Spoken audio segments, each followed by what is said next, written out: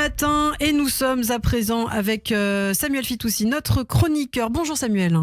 Bonjour Ilana. Vous êtes essayiste, chroniqueur au Figaro effectivement et aujourd'hui vous souhaitez répondre à cette question qui vous tient particulièrement à cœur. Peut-on être juif et woke ? Depuis le 7 octobre, beaucoup de juifs d'extrême gauche se sont rendus compte, surpris, qu'ils étaient amis avec des antisémites. C'est leur surprise qui est surprenante, car la haine des juifs semble être en réalité l'aboutissement cohérent de la pensée woke. Je m'explique. Le wokisme repose sur la même logique que le vieil antisémite. L'idée est la suivante. Si certains groupes réussissent en moyenne mieux que d'autres, ce serait en raison d'un privilège dont ils jouissent, d'un tort qu'ils infligent à d'autres, et non en raison de dynamiques sociales et culturelles propres aux dits groupes. La réussite d'un groupe serait donc non seulement la preuve de son vice, mais aussi une injustice à combattre. D'où la notion de privilège blanc, qui déduit de la surreprésentation d'individus blancs dans certains domaines deux choses. 1.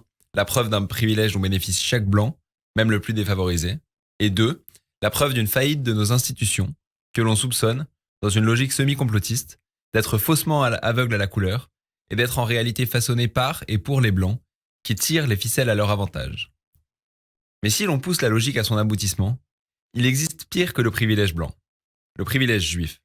De fait, en Occident, les juifs sont encore plus surreprésentés que les blancs dans certains domaines, et au Proche-Orient, Israël est plus prospère, plus libre, plus démocratique que tous ses voisins.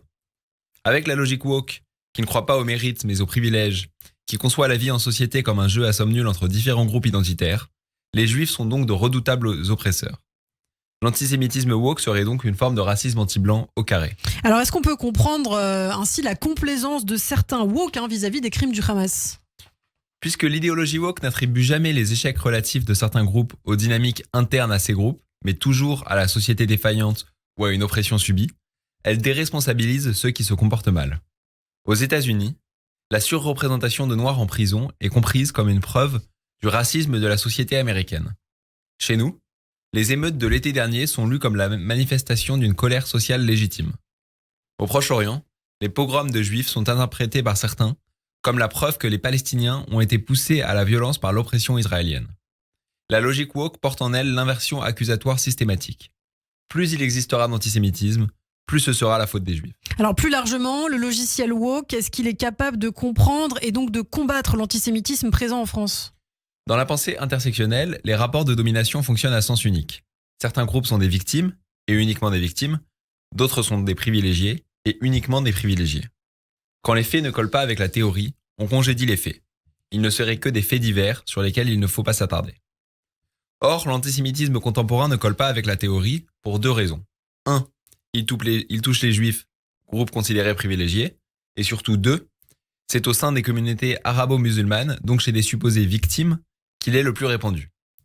L'antisémitisme musulman, tout comme le racisme anti-blanc, constitue donc, selon les woke, une impossibilité théorique. Par fidélité à leur logiciel idéologique, les woke choisissent donc de rester aveugles à la réalité de l'antisémitisme. Certains, comme Émeric Caron, expliquent même qu'il ne faut pas documenter l'antisémitisme musulman, car cela pourrait faire augmenter l'islamophobie. On peut donc répondre à la question initiale, non, on ne peut pas être juif et woke, à moins d'être l'idiot utile de l'antisémitisme. Bien, merci beaucoup Samuel Fitoussi. Peut-on être juif et woke ? Effectivement, on en parle avec vous sur Radio J. On vous retrouve très bientôt, bien sûr, en studio, Samuel.